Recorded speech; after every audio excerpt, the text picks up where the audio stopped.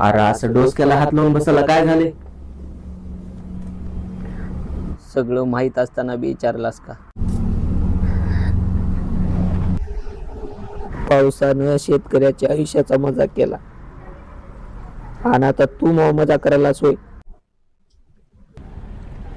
अरे असं डोसक्याला हात लावून बसलं ना तुझं दुःख कमी होणार आहे का तुझं पोट भरणार आहे? इकडं आड तिकडे ही राशी गत झाली आहे बघ. काय करावं काय नाही काही सुधारणा चालली. बँकेचं कर्ज काढून शेतामध्ये सोयाबीन पेरलं. वाटलं यंदा सुगी चांगली येईल, दिस चांगली येतील, पण झालं उलटच. अरे शेतकरी जगाचा पोशिंदा आहे.